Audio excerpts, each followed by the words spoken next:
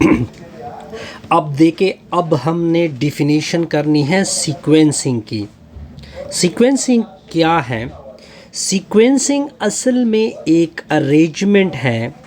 या तो आप अरेंजमेंट ऑब्जेक्ट को देते हैं, यानी ऑब्जेक्ट में अरेंजमेंट रखते हैं, या नंबर की अरेंजमेंट करते हैं, या कोई इवेंट्स हुआ है, कोई वाक़या हुआ है, उसको आपने अरेंज करना है, या प्यूपल को आपने अरेंज करना होगा।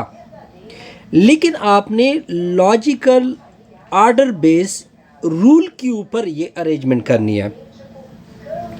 फॉर एग्जांपल, अगर टाइम है, प्रॉब्लम टाइम का है, तो किस तरह अरेंज करोगे?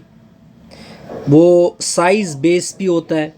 आप जो अरेंजमेंट कर रहे हैं वो साइज़ बेस भी कर सकते हैं, या अल्फ़ाबेटिकल ऑर्डर में भी अरेंजमेंट हो सकती हैं, या कोई पैटर्न को आप क्या करोगे, अरेंज करोगे। इन सब के बेस जब आप कोई अरेंजमेंट करते हैं तो इसको बोलते हैं सीक्वेंसिंग। क्या बोलते हैं जी? सीक्वेंसिंग। अब आते हैं एग्जाम्पल एमसीक्यूज नंबर 1 की तरफ। अगर आप इस सीक्वेंस को देखें, अब सीक्वेंस जब भी होगा, अब आपने सोचना होता है या मल्टीप्लिकेशन, या डिवीजन, या प्लस, या माइनस, इनको देखना होता है। अब अगर आप 2 और 4 में क्या ऐड हो चुका है? 4। फिर क्या ऐड हो चुका है? 6। फिर क्या ऐड हो चुका है? 8। यानी यहाँ पे उसने 4 ऐड किया, तो नेक्स्ट में 2 बढ़ाया, 6 को ऐड किया, नेक्स्ट में और 2 बढ़ाया, 6 को 2 ऐड किया, 8 बना। अब नेक्स्ट में वो क्या ऐड करेगा? 10। तो हमारा जो रिज़ल्ट होगा, नेक्स्ट रिज़ल्ट वो 30 आएगा। यहाँ तक आपको कोई मुश्किल नहीं होगी, आई थिंक सो। बड़ा सिंपल सा रिज़ल्ट है जी। अब आते हैं नेक्स्ट पार्ट की तरफ। ऊपर हमने डिफिनीशन में कहा था कि अल्फ़ाबेटिकल ऑर्डर भी पॉसिबल है। अब देखें, हमें एक ऑब्जेक्ट गिवन है या एनिमल है, जो भी है, हमने इसको अल्फ़ाबेटिकल ऑर्डर में अरेंज करना है। अब हमें पता है कि पहले बी का ऑर्डर आता है, बी के बाद सी आता है, सी के बाद डी आता है, डी के बाद ई आता है। तो इसका मतलब है कि बियर पहले आएगा। अब देखिए, हमारे 2 ऑप्शन बने, बी और सी। अब इन दोनों में हमने एक कलेक्ट करना है। फिर बी के बाद क्या आना चाहिए? सी, यानी केट आना चाहिए। तो बिल्कुल यहाँ तक ठीक है। ये ऑप्शन तो गलत हो गया जी। फिर बी के बाद सी, फिर क्या आएगा? डी आएगा, डी का एलिमेंट आ गया, फिर ई का एलिमेंट आ गया। तो इसका मतलब ये बना कि बी ऑप्शन करेक्ट है आपका। इस तरह हम अल्फ़ाबेटिकल ऑर्डर को देखते हैं। पॉइंट क्लियर होगा जी। अब एक और एग्जांपल लेते हैं। कभी कभार ऐसा क्वेश्चन भी आता है, समटाइम इस तरह क्वेश्चन भी आता है कि पहले ए लिखा होता है, फिर सी लिखा होता है, फिर ई लिखा होता है, और आगे आपसे मांगा जा रहा होता है यहाँ पे क्या छोड़ दिया? बी। यहाँ पे क्या छोड़ दिया? डी। यहाँ पे क्या छोड़ेगा? एफ।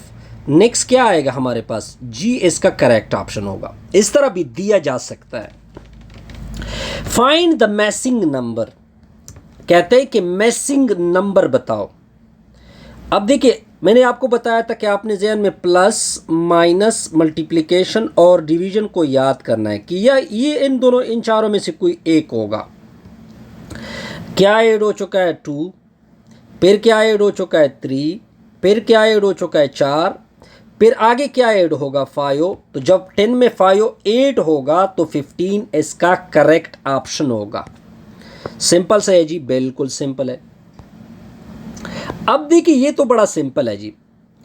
कहते हैं कि वेडनेसडे के बाद नेक्स्ट डे क्या आएगी? What come in the next. अब देखिए, ये तो कन्फर्म है जी कि वेडनेसडे के बाद जुमरात आती है, यानी थर्सडे आएगा।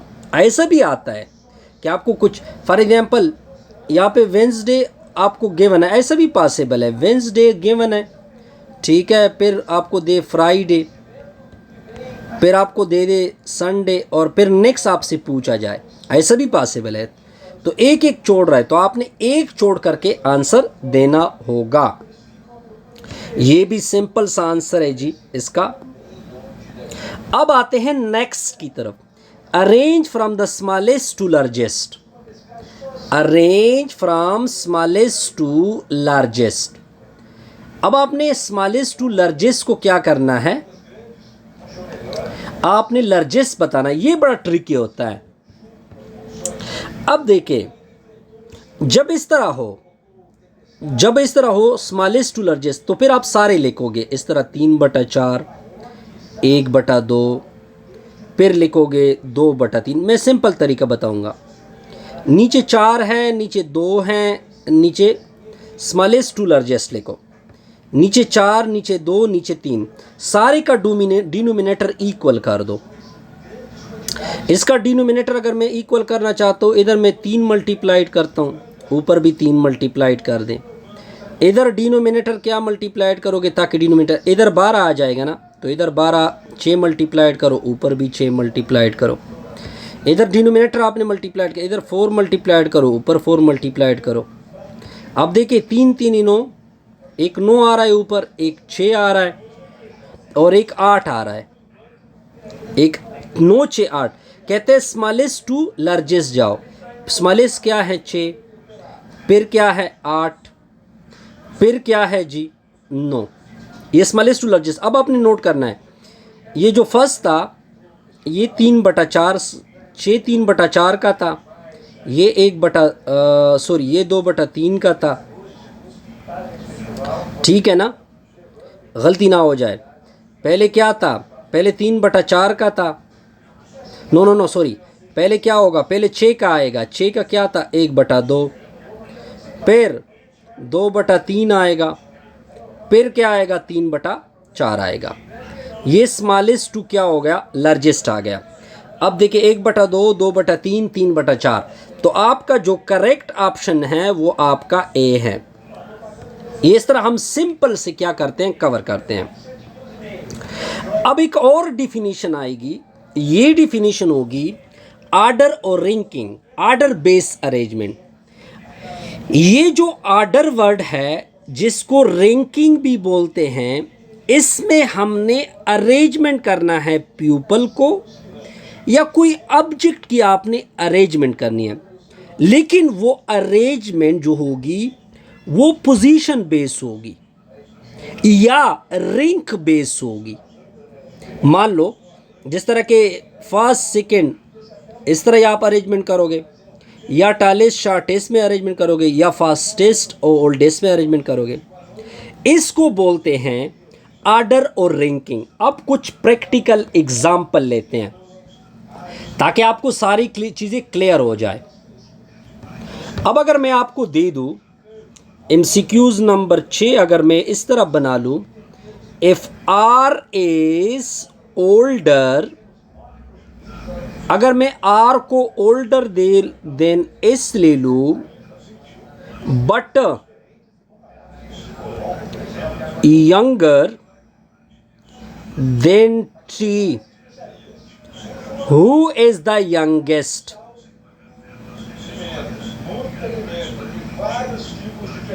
अब मैं प्रॉपर आपको दे रहा हूं जी, क्या R यंगेस्ट है, क्या S यंगेस्ट है, क्या T यंगेस्ट है, और या हम कुछ नहीं कह सकते, कांट से, कैनट से। अब आप क्या करोगे, अब आप प्रॉपर इसको देखोगे। अब देखिए मैं प्रॉपर एक्सप्लेन भी कर रहा हूं साथ साथ। R इज ओल्डर, ओल्डर मतलब R जो है वो बड़ा है, किससे बड़ा है, इससे। बट अब देखिए, बट यंगर देन T, लेकिन छोटा है T से। ये देखिए, ये फिक्र यहां से लेकर यहां तक है। R ओल्डर है इससे और यही R T से छोटा है, तो कहते हैं कि इसमें यंगेस्ट कौन सा होगा। अब देखिए R की दो कनेक्शन है, एक तो इससे बड़ा है, किससे बड़ा है, इससे बड़ा है, ठीक हो गया। और देखिए अब आपको नजर आ रहा है, तो जब ये इससे छोटा है, या इसको मैं इस तरह लिख सकता हूं, इसी जुमले को मैं इस तरह भी लिख सकता हूं, टी ग्रेटर देन आर, इस तरह लिख सकते हैं ना। अब ऊपर वाले के साथ कनेक्ट करते हैं, आर बड़ा है इससे और टी खुद बड़ा है, किससे बड़ा है, आर से। तो सबसे यंगेस्ट कौन सा आएगा, ये सबसे छोटा होगा ना, तो बी ऑप्शन आपका करेक्ट होगा। ये हमने थोड़ी सी ट्रिक की बनाई। क्लियर जी। अब मैं एक और एमसीक्यूज बना रहा हूं, ऐसा भी पॉसिबल है 5 people are sitting in a row, 5 people are sitting in a row, 5 बंदे रो में बैठा दो। A is at the end, A को लास्ट पे बैठा दो, A is at one end, A को किसी भी एंड में है, in B is next to A, next to A, where is B, B कहां पे होगा, एंड में होगा, मिडल में होगा, सेकेंड ऑर्डर में आएगा, या डी कहां पे आएगा, लास्ट पे आएगा। अब आप देखें, अब इसको एक्सप्लेन करते हैं। पहले किस तरह एक्सप्लेन करते हैं, इस तरह एक सीट बना देते हैं। ये मैंने सीट बना ली, ये आपके 5 पीपल है, एक 2 3 4, ये 5 सीट मैंने बना ली है। अब आप देखें, 5 people are sitting in a रो, ये रो में बैठ गए, ए is at one end, A को किसी एंड में बैठा लो, इन बी इज नेक्स्ट टू ए को मैंने यहां पे बैठा लिया, लेकिन ए यहां पे भी पॉसिबल है, एक एंड में पॉसिबल है, या यहां पे पॉसिबल है, लेकिन बी इसके नेक्स्ट आएगा। अगर मैं बी को यहां पे रखूं तो कोई सीट नहीं है, यहां पे तो नहीं बैठ सकता, तो इसका मतलब ये बना कि बी की जगह ये ओनली पॉसिबल है। तो आपका जो सी ऑप्शन है ये करेक्ट है। इस तरह हम रैंकिंग और ऑर्डर बेस एग्जाम्पल को क्या करते हैं, कवर करते हैं। ठीक हो गया जी। और इस तरह मैं और भी कोई एग्जांपल ले सकता हूँ। In a race of 10 players Ahmad finish third, how many player finish after him. इस तरह बहुत सारे एग्जांपल आप ले सकते हैं, लेकिन आपने सबसे पहले क्या चीज़ करनी होगी, ऑर्डर को देखना होता है। वीडियो को